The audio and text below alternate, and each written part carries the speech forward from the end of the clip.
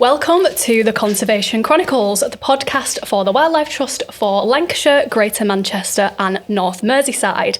I'm today's host, Lydia German, and in this episode we're going to be doing a deep dive into the wonderful world of nature and wellbeing and everything that we do here at the Trust around that topic. So we're going to be talking about the inspiring stories that bring nature and communities together. Nature and wellbeing has been a part of our work at the Lancashire Wildlife Trust for nearly a decade now, and all began back in 2016 with a belief in the healing power of nature. Fast forward to now, we've got 19 members of the team who are working in this department, with being able to support over 650 people a year. So that's huge growth over the past decade. So I'm really excited about the two guests that I've got here with me today. I've got Mike McDonnell, who's our Nature and Wellbeing Officer, and we've also got Rachel Davies, who is a social prescriber with Turrington Primary Care Network. Welcome to the show, both of you. Great to have you. So, Mike, I'd like you to kick us off today. Can you briefly explain the world of nature and wellbeing here at the Trust, what it is and what our aims are? Yeah, so the Trust, it started, actually next year is quite exciting. It's our 10-year anniversary, so we're quite excited about that. But personally and as a wildlife trust, we've known about the kind of healing powers of nature and the benefits it is for kind of wellbeing, and literally been shouted about it from the rooftops and the treetops. So yeah, 10 years ago when the NHS said there's something about being outdoors in nature, it's really beneficial, and they came in partnership with us. And yeah, it's just really, really taken off. The demand for our services has grown over the years. So we're now covering, you mentioned 19 staff, but we're now covering right the way up in the kind of north, up by Morecambe and Fleetwood, all the way down to South Manchester. So it's a big old patch from what started off as 6 of us in a porter cabin in the outskirts of Preston. It's a really nice success story to see over the past decade, and I just love the amazing stories that we get from this department, which we'll dive into a little bit later. So there's 2 terms that we're going to hear quite a lot today, so I'd like to just explain what they are first of all.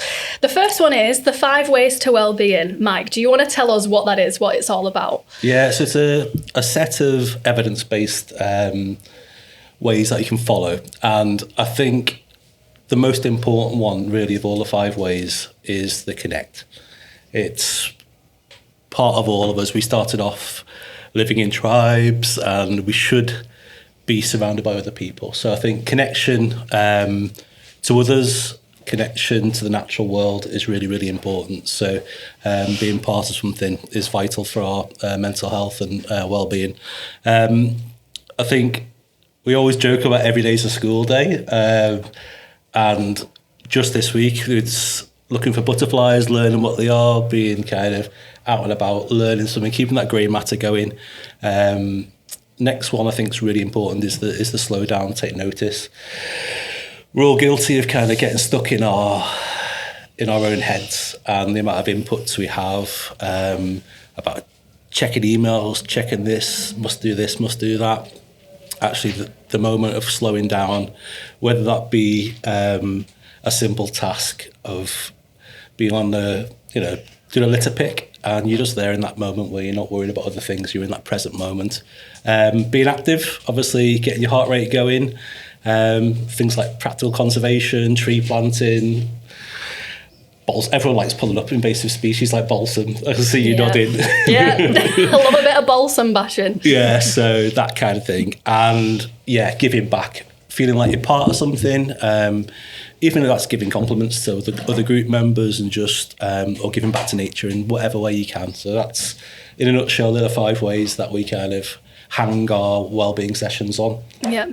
Yeah, it's great that it's a proven process and the proof is in the pudding in terms of the people that you work with.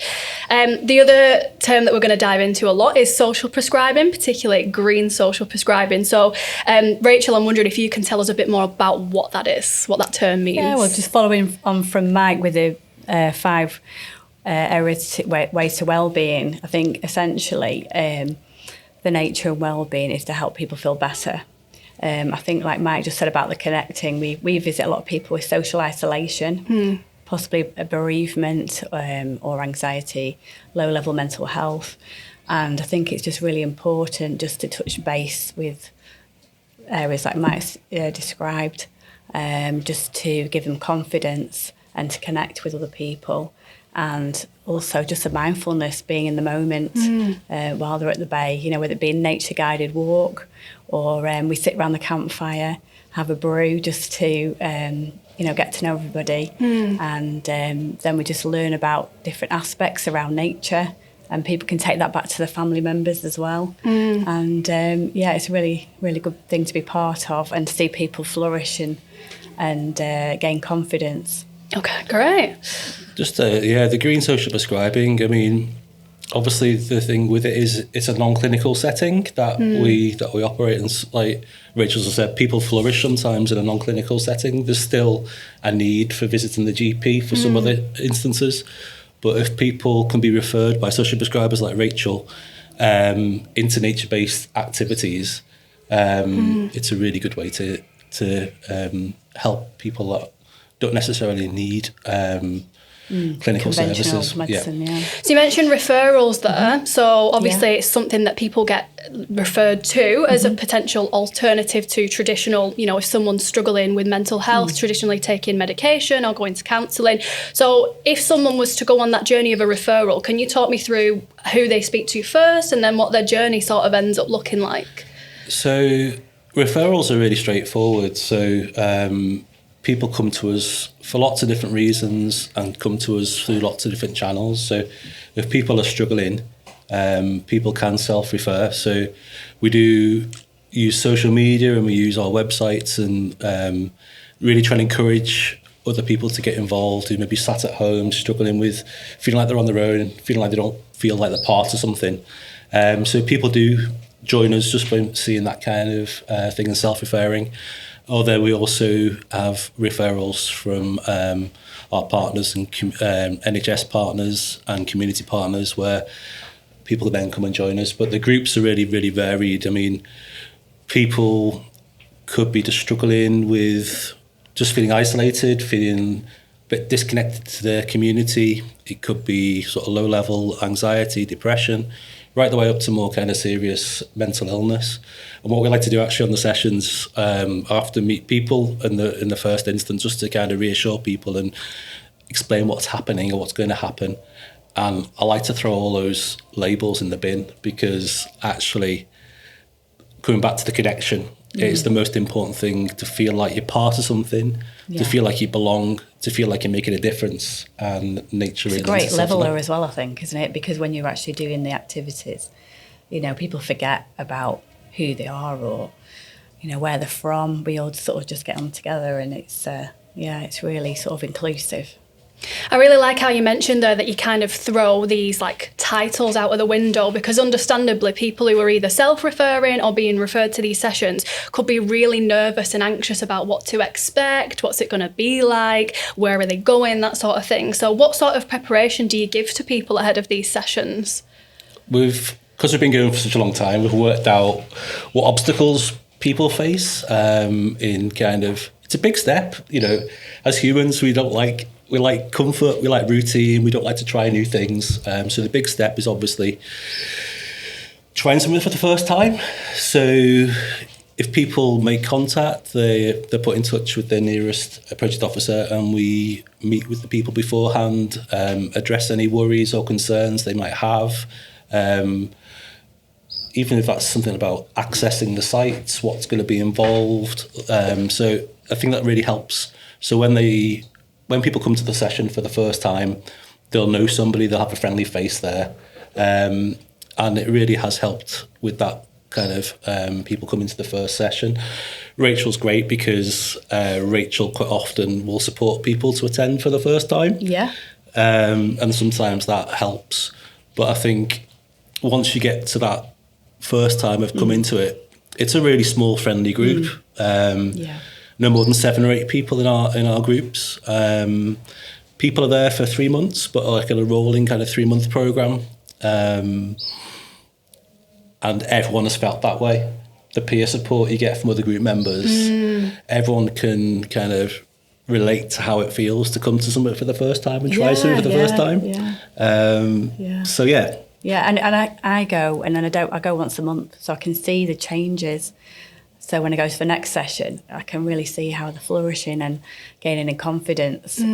So that's great to see, you know. So you're in such a unique position in that you refer people to these sessions and then you choose to volunteer at them as well. So you get to see both sides of it, which is a really unique perspective, and respect to you for helping people through the journey the whole way. I think that's just incredible. So when people get involved, you know, first session, I know you do lots and lots of different activities. There's a big variety there that people can get involved with, but can you list maybe a few of the sort of activities you've done recently? Yeah, I think the really important thing, because it's a small group, we're able to adapt what we do to people's interests or abilities. Because we cover such a wide range of habitats over the whole of the area, it is like being here today in the greenhouses. Like, I've got greenhouse envy, but sometimes we'll be on the coast, and each of the sites are different. So it's obviously depending where the sites are. But some people benefit from being in nature by, like, come back to the 5 ways, by being active, maybe tree planting. Some people like to be more creative, like environmental art. Some people... I think if you've got mobility issues as well, Mike's great at sort of finding activities that they can do that maybe if they haven't got mobility. So we maybe do some like crafts or something around nature, and then also do a bit of conservation, don't you, around I think the really important sites. thing with it is actually that on that first meeting with people is actually saying it's not necessarily about sort of comparing it to regular kind of volunteering where you're expected to plant 1,000 trees or you're expected to put in 10 miles of footpath. If you do one tree or you do one bag of rubbish, it's how that makes you feel. You're giving, aren't you? Small wins of how that can help you. And actually, if it's small, achievable things, it feels, you go home and go, do you know what? I did that. The power of doing something, isn't it? How different are you finding people's participation in that? So you talk about people might be litter picking or planting trees. For some people, that might be the first time ever doing anything like that. So do you find that you have a mix of people with different experiences in connection to nature, or are people very new to it? I'd say a good mix. I mean, there's someone I'm working with at the moment on one of the coastal sites who in his early 20s and hadn't been on the beach since primary school. Wow. And comes every week inquiring about kind of other things and volunteering, joining community engagement events. And I think nature's part of all of us. Some of us have lost our way with it, but it's part of all of us somewhere in here. Even we don't think we like the mud or the outdoors, actually it is part of all of us, and it's just trying to give people as many different opportunities to find their particular go-to place, whether that be some of the things I mentioned already. So it's quite powerful when you see people's connection happening. Yeah, I completely agree with what you were saying there around, like, it is part of us, because nature connection, as we've spoken about in previous episodes, urban nature in particular, people can feel really disconnected.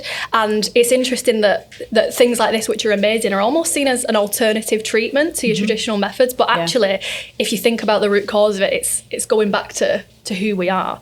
And just talking about, traditional methods, there's been a study that came out earlier this year that said that regular access to nature could potentially save the NHS £2.1 billion a year. So I'm interested to hear if you have any little anecdotes of people who've really, seen an improvement in both mental and physical health. I'm sure that's most, if not all, of your participants, but if you have any particular anecdotes or stories that you think are like a really particular favourite for you. Do it. I'm really excited about this podcast because actually it means we can say it verbally, and quite often we have to evidence that it helps people, and we see it time and time again that people maybe haven't left the house for 2 years, all of a sudden they've been to B&M, they've bought, sorry to name drop a company there, they've been to a shop and bought litter pickers and go off and making a friendship, go off doing their own thing, and that is special. Another example is somebody recently who receives the invite to the session every week and puts their wellies or their boots at the front doorstep ready for the next day.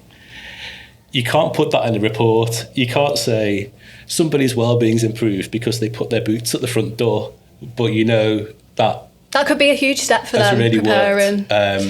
And I think just sometimes getting out of the house for some people, getting back into a routine, feeling part of something is a real thing. How about yourself? Yeah, well, I think we've seen people's journeys and then gone on to be volunteers themselves. And recently we participated in a fundraising event with the RNLI, didn't we, as a team? And it was great to see some of the volunteers and also some of the participants. And it was great, just the day itself, it was absolutely awful, the weather.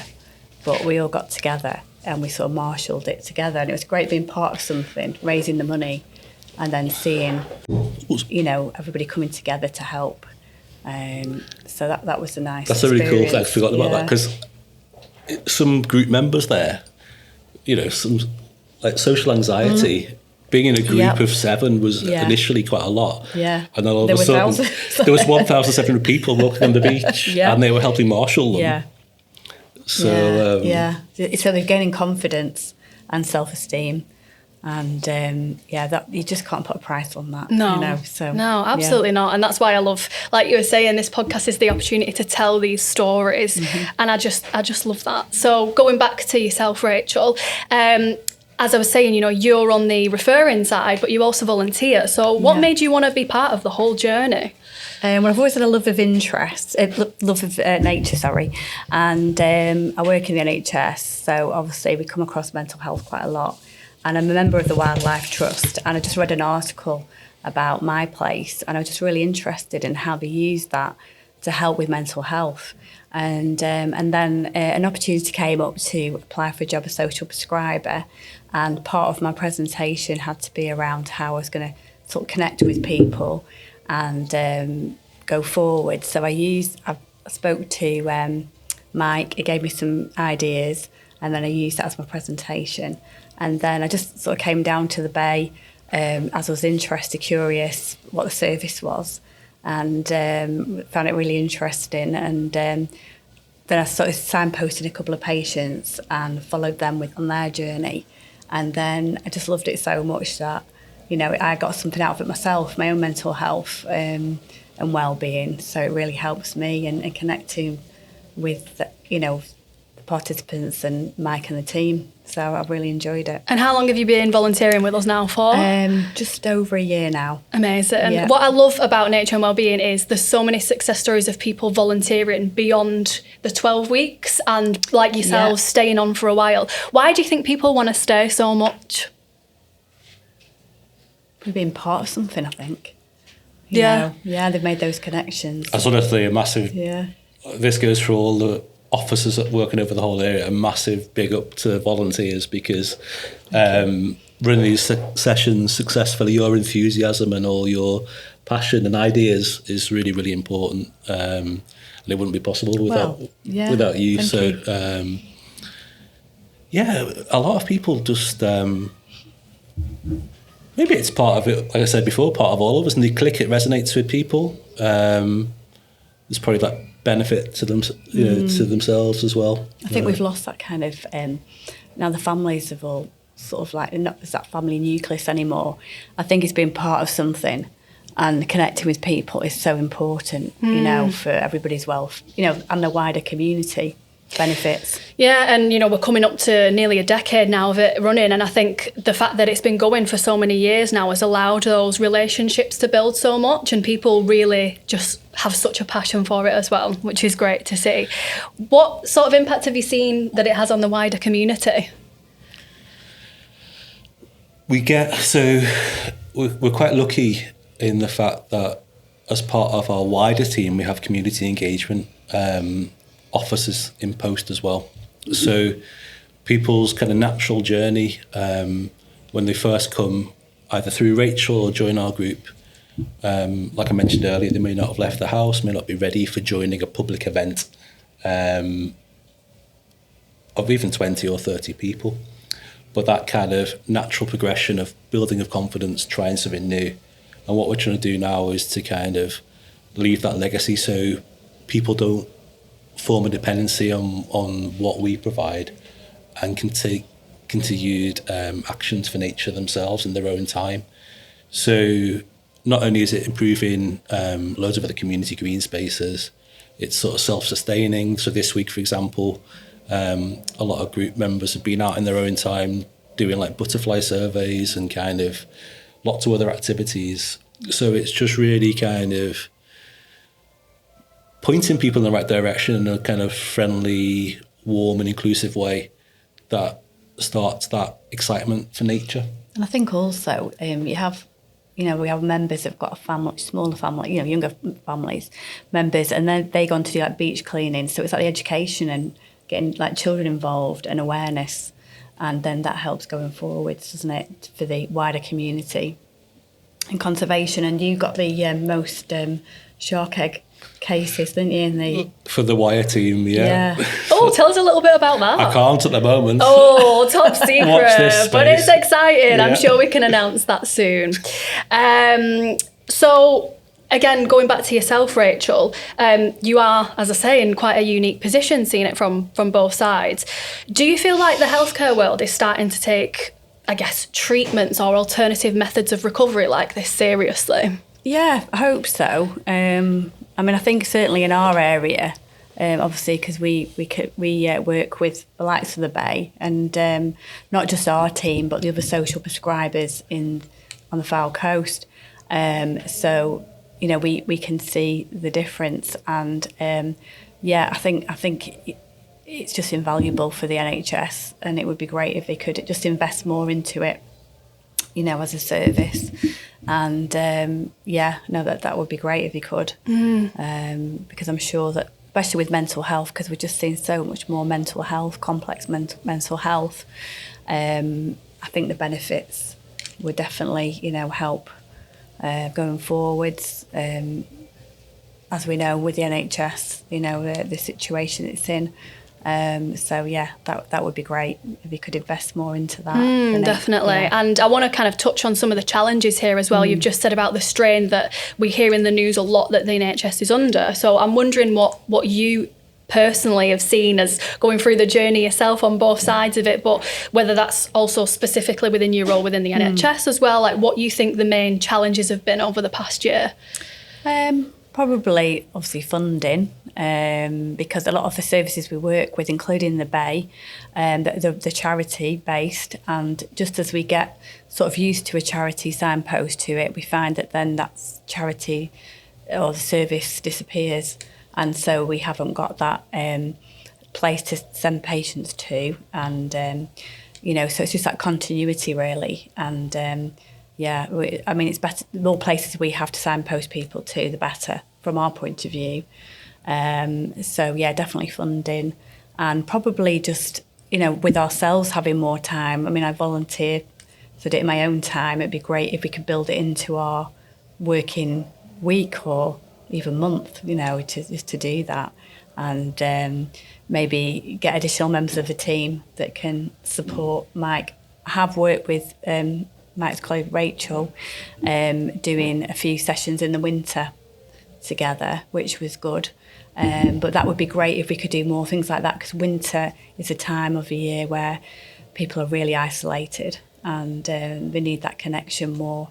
So it's just awareness and, resources, I think, going forward. It's interesting you touch on winter there as well, because a lot of people don't really like to go out that time of year. It's quite dull. There's the sort of stereotypical Blue Monday in January that we talk about as well. How do you find that referrals are fluctuating throughout the year? Do you see a certain trend certain times? You probably see it more. I would say it's probably a struggle when the weather turns. I struggle a lot with seasonal affective disorder, definitely. It's not, again, we should listen to what our bodies are saying. At that time of year, we should be feeding hibernating and not beating ourselves up for feeling a bit lethargic, because that's what our bodies are telling us to do. But things do drop off. We're lucky enough on all of our sites there. We have... access to indoor space, so we can adapt it for although it's an outdoor project, we do adapt for kind of bad weather or when it's getting dark and stuff like that. Yeah, and just to go back to challenges as well, you've worked here at Lancashire Wildlife Trust for quite a while now. Are we coming up to 8 years nearly? 8 years. 8 years. And what are some of the challenges that you've seen? Because you would have been here from year 2 of this starting, wouldn't you? Yeah. You've kind of seen it growing. I want to come back to the point you asked before about kind of being sort of finances with the NHS and stuff, because I think I don't know about how much things cost within the NHS, but I certainly feel that nature and wellbeing offers quite a cost-effective solution to helping people. I get myself in trouble sometimes in my own head when I say nature's free, it's access for all, because we should put a value on nature, so want to protect it. So nature isn't free in that sense, but it is accessible. I do think the biggest challenge is to add to what Rachel said, which is it takes a long time to build trust and embed yourself in a community.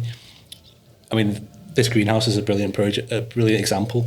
You can't just rock up for 1 year or 2 years of funding, expect referral pathways to open and the floodgates the sessions to be full. It needs time for people to know you're there and then know that you're going to be there in the future, like you just said. Perfect. So funding as always is a big challenge. Whether it be, it always seems to be sort of 2 year, 3 year level of funding. But it's really important to, once you've embedded yourself, is to keep that open, because it'll be hard to start up again and get people coming to the groups and that reputation as well.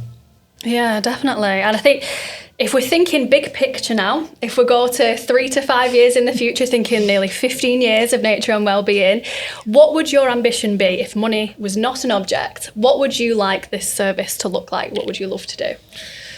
Well, apart from world domination. Yes. No, I think we're doing pretty well with our spread at the moment across the Northwest. It'd be really nice not to have to constantly chase grant support, so some maybe commissioned work. We do commissioned work already in some of the mental inpatient hospitals, but I think we are recognised as really, really helping with people's recovery from poor mental wellbeing. We do get recognised, but it's still a challenge for us where we're still trying to help people, and then behind the scenes writing bids, writing evaluations. It's a lot of work behind the scenes to keep the wheels turning. Yeah, absolutely. And I'm guessing, more resource, as we've said, would be a big help towards that as well.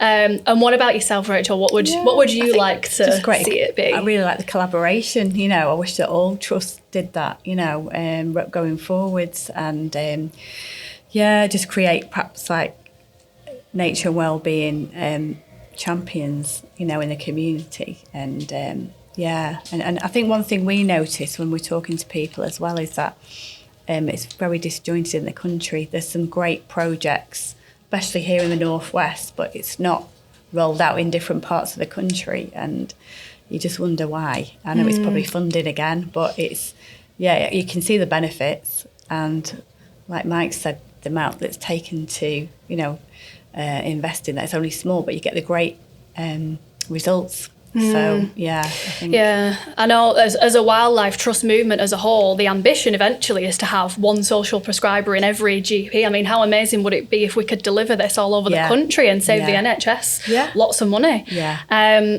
So, as final question for you both, if someone's listening to this now who might be struggling a bit, who might be feeling a bit disconnected or wants to get a bit closer to nature but isn't really sure how they can get involved, what would you say to them? What would their starting point be? I would say just give it a try. Yeah, I was going to say the same. Give it a try. Yeah. And there's if you want to connect with people and just feel better about yourself, and there's no obligation to you just try it. I suppose it's better to regret something if you've tried it, then not regret it for not trying. Give it a go. And you realise that you're not on your own. Although it's a non-clinical setting, having open conversations about mental health, I think we're getting there slowly. I think just to chat about struggles and that peer support is really good. Just to realise you're not alone, so just give it a try. Yeah, what have you got to lose? Yeah. Well, I'd like to say a huge thank you to both of our guests today, Mike and Rachel. It's been so good to have you on here and have some really interesting conversations. So let's see if we can make the ambitions a reality in the next few years. Wouldn't that be great? Thank you so much. Thank you, Lydia. Thank you very much for listening. This has been the Conservation Chronicles. And if you would like to support projects just like this across the Wildlife Trust for Lancashire, Greater Manchester and North Merseyside, you can join as a member on our website from as little as £4 a month. And we also highly recommend that you sign up for our monthly newsletter where you can get news from across the Trust about all the exciting work that's going on and how you can get involved. I've been your host, Lydia German, and we will see you next time.